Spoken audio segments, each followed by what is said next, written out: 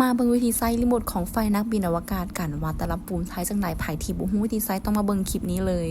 ซึ่งปุ่มแรกสีเขียวมันจะเป็นปุ่มเฉพาะเปลี่ยนสีไฟ LED ที่เป็นไฟทั้งหน้าที่โชว์ขึ้นมาแบบนี้ปุ่มสีแดงทั้งกลางมันจะเป็นปุ่มเปิดปิดถ้ากดปุ่มนี้มันจะเป็นกลุ่มโชว์เป็นรูปไฟเดือนที่มันขึ้นมาจะเป็นเฉพาะรูปตัวดาวกับรูปเดือนแบบในรูปนี้เลยมาตัวนี้มันปุ่มลดเสียงเพลงปุ่มเพิ่มเสียงเพลงนี่จะเป็นปุ่มเฮ็ดให้สีไฟเข้มขึ้นแล้วก็ให้ได้สีไฟอ่อนลงถ้าเอาเข้าโหมด LED แบบนี้แล้วมากดปุ่มปุ่มนี้เนาะปุ่มนี้มันจะเป็นลดสีไฟมันก็จะอ่อนลงแต่ถ้ากดปุ่มข้างๆกดปุ่มตัวนี้มันก็จะให้สีไฟเข้มขึ้น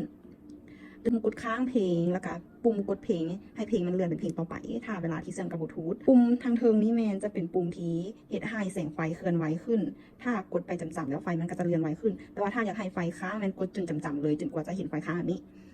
ซึ่งปุ่มท้องกลางตัวนี้มันจะเอาไว้เวลาที่เชื่อมกับบลูทูธมันจะเป็นโหมดที่เฮ็ดให้ไฟพวกนี้เต้นไปตามเสียงจังหวะเพลงหรือว่าเสียงที่เฮาเว้าถ้าเฮาเว้าไปเนาะแล้วมันดังแล้วมันจับเซ็นเซอร์แล้วมันก็จะเต้นไปตามเสียงที่เฮาเว้าหรือว่าเสียงเพลง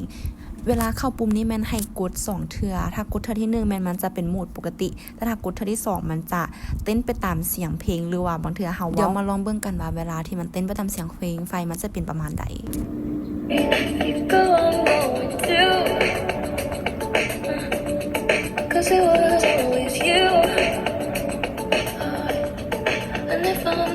ตามเสียงจนกว่าเฮาหยุดเพลงแล้วก็มันจะค่อยๆหยุดเพลงลง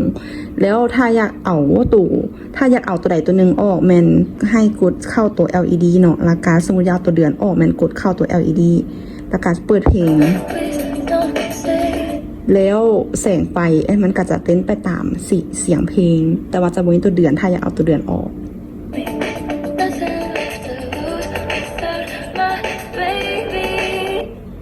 คร่าวๆก็จะเป็นประมาณนี้ซึ่งปุ่มต่อมาทั้งลุ่มสุดเลยแมนทั้ง3อาจจะเป็นปุ่ม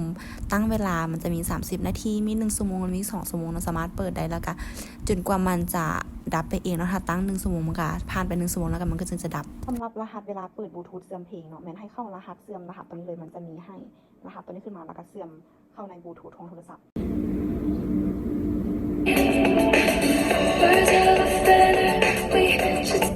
ถ้าบ่อยากให้มันเต้นไปตามเสียงแมนให้กดเข้าปุ่มอื่นเนาะหรือว่ากดเข้าปุ่มนี้ก็ได้กดเข้าปุ่มนี้แล้วก็มากดเลือกสีไฟ